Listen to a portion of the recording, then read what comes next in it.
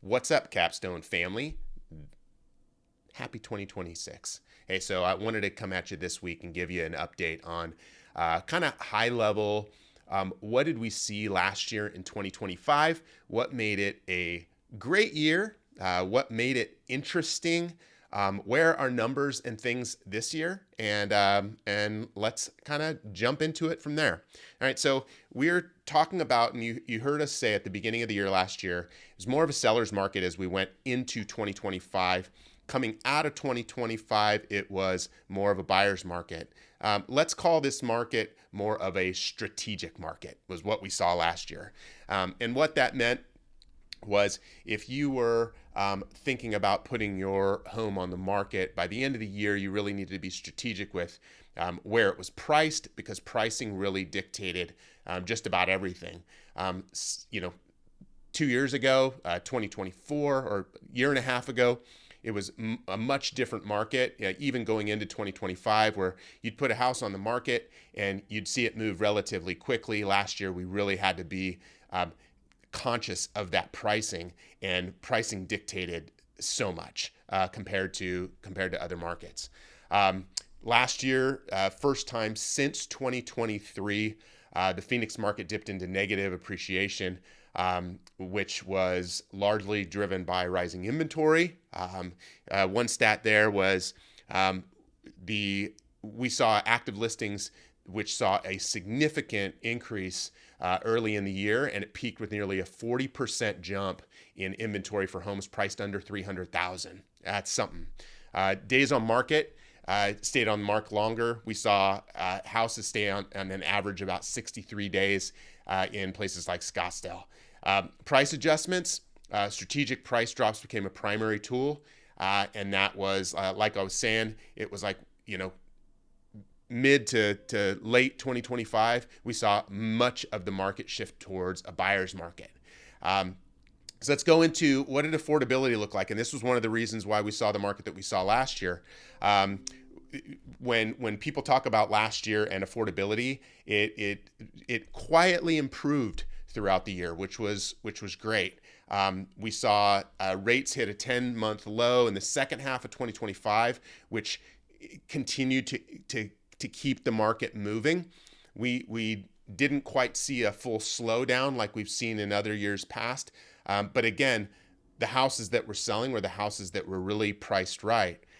We saw monthly payments. So really interesting stat was because of softer pricing and slightly lower interest rates, we saw monthly payments for new buyers go down year over year 13 to 15%.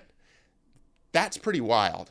And that's a huge amount for people. So again, I think that the numbers of affordability, it started getting more affordable at the end of the year, which is great. And hopefully a trend that continues if interest rates continue to drop and we see prices continue to stabilize. Again, one other thing that we saw this year, I know I brought it up in some videos past, but builders and how builders showed up this year. New home builders took a massive market share. They got up over 23% of the market here in the Phoenix area, which is pretty huge. In some places, it's 10% higher than what it generally is, and in places even more. We had what we saw with these new builders is they're offering their own incentives for purchasing. They're getting people like new home buyers into the 4%, home purchase rate, where they're able to get 4% loans because they're going with their preferred lenders. And that's how they're capturing more of these buyers and keeping their prices a little more stable. That helped them sometimes outperform the resale markets in certain areas. Let's talk about the rental market and what we saw here in the rental market. So high-end properties were a big thing. Luxury apartments were overbuilt. They offer amazingly heavy incentives for people to move in, which definitely dug into our single-family homes on a level and affected pricing across the board for rentals. Much of the inventory that we have is starting to dissipate. So we are starting to see some stability in the rental market. However, if you had something priced a year ago or 2 years ago, it is probably not going to be priced similarly now if it were to go back on the market. So definitely something to consider if looking at tenants staying in a property or not.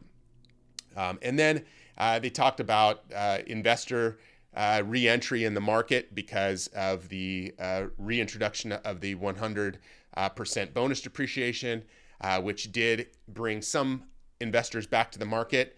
On the residential side, didn't see that happen as much, but again, something to consider. Again, to recap, let's see what we saw. This was the strong sellers markets that we saw were Fountain Hills, Chandler, Cave Creek. They fared the best when it comes to upward momentum. Buyer-friendly zones, the outskirts, you had Queen Creek, you had Buckeye, you got Maricopa.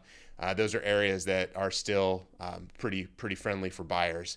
And then the luxury segment of this market really carried the rest of the market.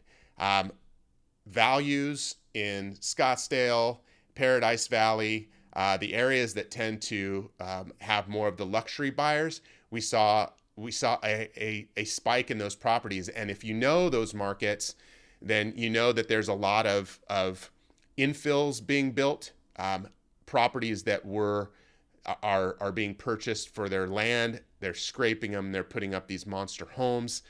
That's something that's changing. So if a property shifts from 1 year, it sells at one price per square foot, but they're only buying it for the land, they scrape the home, and now the house they put up on there is going to be 4 times, 5 times the amount price per square foot. That's something that changes the market and changes the delta in that area. Let's see, insurance costs. This is something that they brought up and is something that it looks like really affected the market more than most, because as you are aware, if you got insurance on your property, it went up this last year. There was no avoiding it. From commercial properties to residential properties, across the board, insurance went up here in Arizona. So something to consider as we go into this next year. Definitely a place to be paying attention as your times come up for renewal for your insurance premiums, and making sure that you're staying in touch with the right people to ensure that you're getting the best value for your money when it comes to insurance. Let's see, final takeaway. And again, I'm going to put all this together and send it out to you so you can see it as well. If you have subscribed to our emails that we're asking for, that basically send these videos regularly, I'll get those out to you as well. Final takeaway though, strategy 1 over timing. In the past, you could put a property on the market and let it sit, and this came for the rental side as well. You knew that you were going to get an offer pretty quickly based on how many showings you were getting. This year was a little bit different. The rental side was interesting because the team was able to work out that if we were able to price a property where we thought it needed to be priced within the first 8 days of it being listed, it would not, in most cases, it wouldn't extend past 30 days on the market. So it would rent fast. Less than 8 days is what you have, the window to price it right. You don't price it right and you see the market fall. You see the time on market sit, then the property looks stale, and then ultimately you're not getting even the rents that you were hoping for. You price it right, and this comes on the sell side too. It was price it right and you get the right person in there quickly, because the people that are looking for properties have a lot more to look at. And that really affected their decisions this year. Well, cool. I hope this was helpful. I'll come in with some specific numbers here by the end of the month of what we're doing at Capstone, so you can hear a little bit more about what our numbers look like. This is a big year for us by way of growth and movement and how we're servicing the client. A lot of pivots, a lot of things that we had to work on and fix. And this year, we're already going into this year knowing that there's a few key elements that are going to help us in supporting our clients better and the tenant experience better and all these things. So again, our work here is never done. I love it. It's fun, keeps us relevant, right, in this market. But again, any questions that we can answer for you, please feel free to reach out, schedule a call with me. I'd love to chat and get your perspective on how things are going as well. Thanks so much.